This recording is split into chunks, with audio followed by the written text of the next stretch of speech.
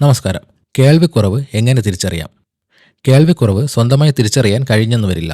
എന്നാൽ മറ്റുള്ളവർ പറഞ്ഞാണ് നമ്മൾ അറിയുന്നത്. എന്നാൽ അല്പമൊന്ന് ശ്രദ്ധിച്ചാൽ നമുക്ക് തന്നെ കേൾവിക്കുറവ് തിരിച്ചറിയാം. മറ്റുള്ളവർ സംസാരിക്കുമ്പോൾ ഉച്ചത്തിൽ സംസാരിക്കാൻ ആവശ്യപ്പെടുക. മറ്റുള്ളവർ കേൾക്കുന്നതിനേക്കാൾ കൂടുതൽ ശബ്ദത്തിൽ TV വയ്ക്കുക. ഇടയ്ക്കിടെ ചെവിയിൽ മണിമുഴങ്ങുന്ന ശബ്ദം കേൾക്കുക. മറ്റുള്ളവർ നിങ്ങളോട് സംസാരിക്കുമ്പോൾ വാക്കുകൾ വ്യക്തമാവാതെ ഇരിക്കുന്ന അവസ്ഥ. 3-4 പേരോടൊത്തു കൂടി സംസാരിക്കുമ്പോൾ മറ്റുള്ളവർ പരസ്പരം സംസാരിക്കുന്നത് വ്യക്തമാവാതെ ഇരിക്കുക. പുറകിൽ നിന്നോ അല്പം ദൂരെ നിന്നോ സംസാരിക്കുമ്പോൾ നിങ്ങൾക്ക് വ്യക്തമായി കേൾക്കാൻ കഴിയാതിരിക്കുക. ഇങ്ങനെയുള്ള ബുദ്ധിമുട്ടുകൾ ഉണ്ടെങ്കിൽ നിങ്ങൾക്ക് കേൾവിക്കുറവുണ്ടാവാൻ സാധ്യതയുണ്ട്.